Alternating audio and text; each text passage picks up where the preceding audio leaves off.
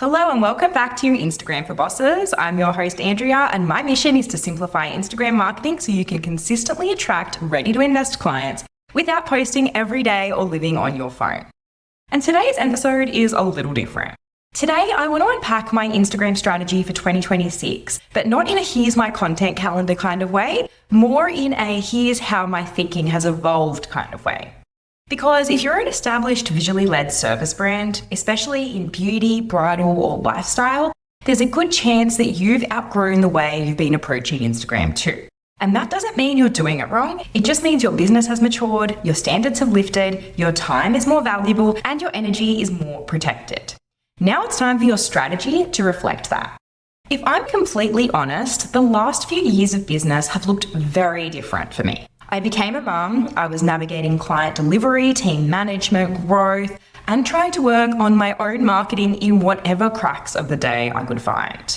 There were nights where I'd put my son down, sit on the couch for 5 minutes just to try to get a breather, and then open my laptop because that was the only quiet window I had to create content.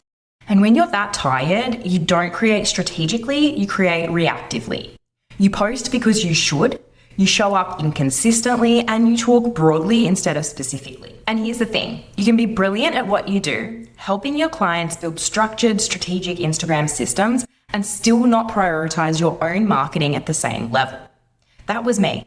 But 2026 is different because this year my own marketing is a non-negotiable, and not in a hustle kind of way, but in a CEO kind of way. And what I'm shifting this year comes down to one core principle: message alignment. And that's what this episode is really about.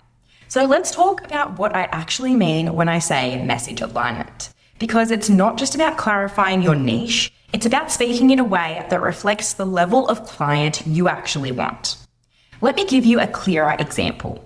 Imagine you're a bridal hairstylist known for elevated, timeless looks. A broad message might sound something like, now taking bookings for 2026 weddings, inquire to secure your date. Now, there's nothing wrong with that, but it doesn't say anything about who it's for. It doesn't signal aesthetic, it doesn't signal standard, and it doesn't signal price positioning. It just announces availability. Now, let's shift it and watch the magic happen.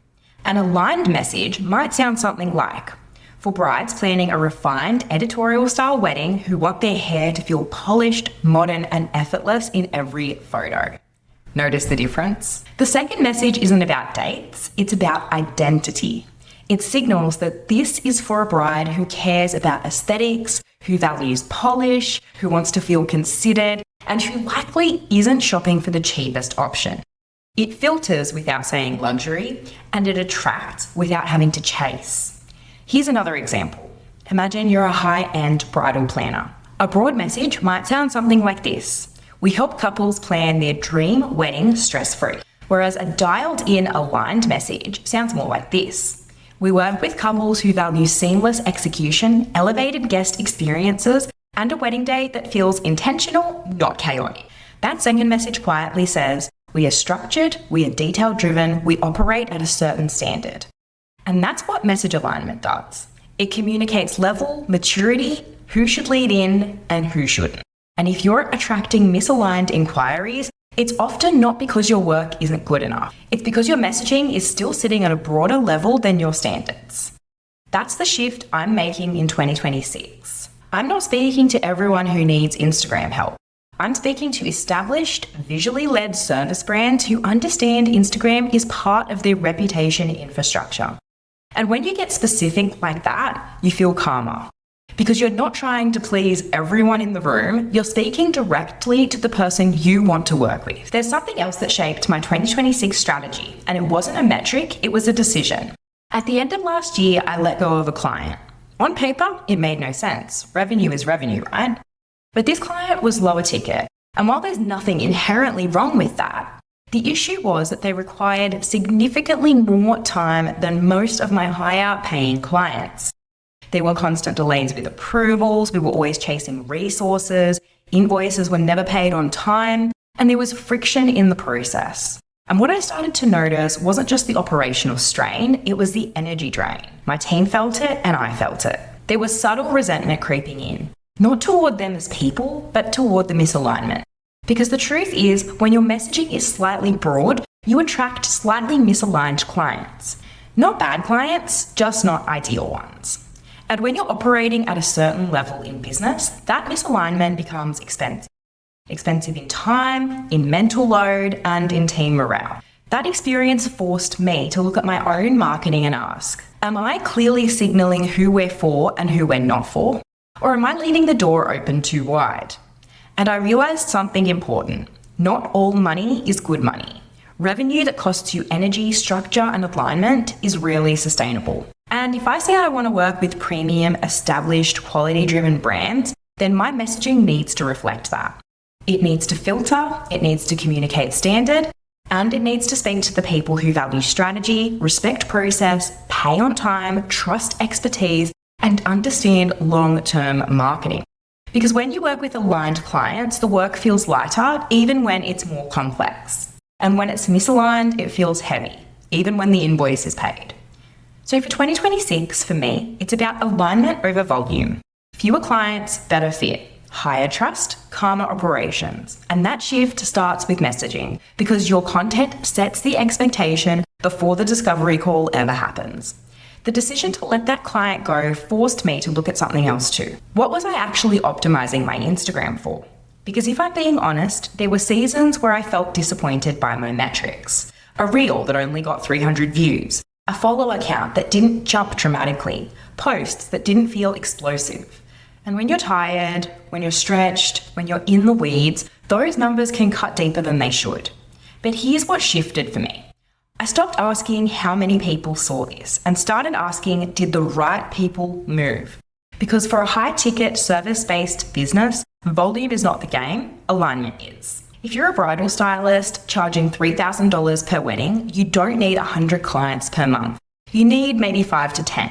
And that's why in 2026, I'm only tracking 3 metrics closely. Profile visits, DMs, and website clicks. That's it. Because those 3 metrics signal intent. If someone visits my profile, something resonates with them. If someone sends me a DM, they're exploring.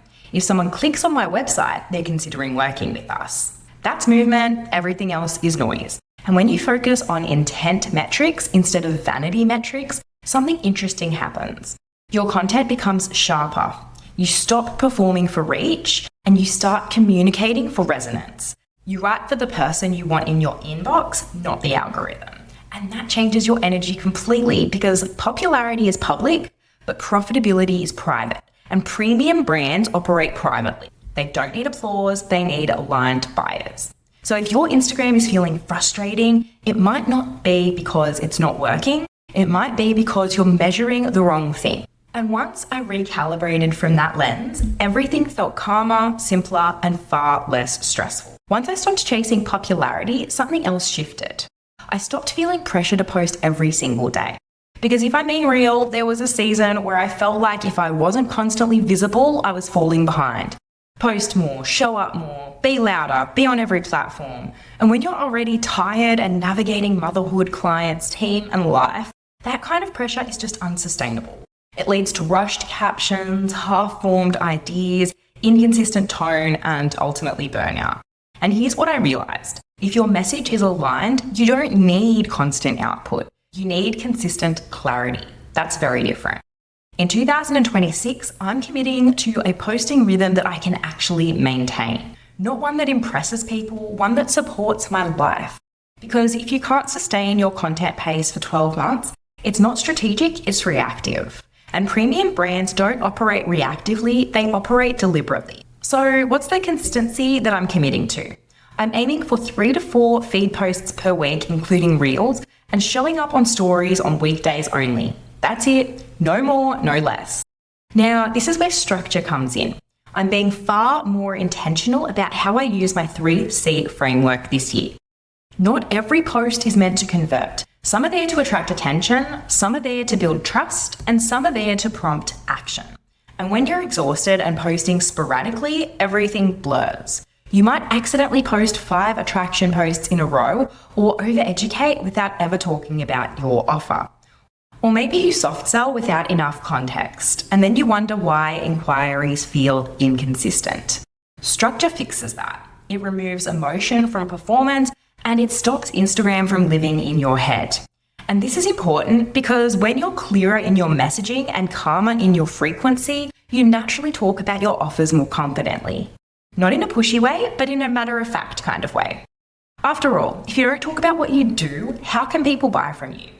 Now, that doesn't mean sales posts every day. It means explaining who your service is for, how it works, and how it helps people.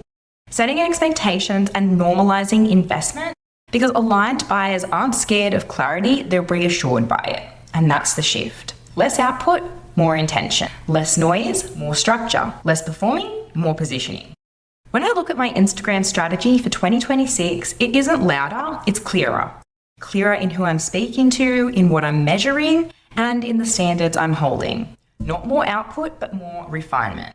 And if you're listening to this and thinking, I've outgrown how I've been showing up, that's not a problem, it's a signal.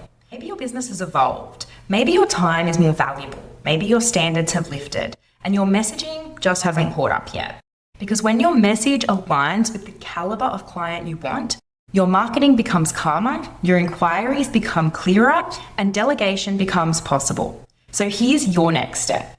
If you're unsure about whether your Instagram is actually positioned to generate consistent aligned inquiries, I have a free Instagram assessment that will tell you just that. It'll show you exactly where your gaps are and what to focus on next, all in less than 3 minutes. And if you're at the stage where you know you've outgrown guessing and you're ready to attract better fit clients without carrying Instagram in your head, book a strategy call with me and we can explore what it would look like to work together. You'll find the links to both my free assessment and strategy call in the show notes. Thanks so much for tuning in today. If this episode resonated, take a screenshot, share it on your stories, and tag me at Andrea Marie Creative. I love seeing who's listening and chatting with you over on Instagram. And if you haven't already, be sure to follow the show so you don't miss the next episode. Have an amazing week, and I'll catch you in the next one.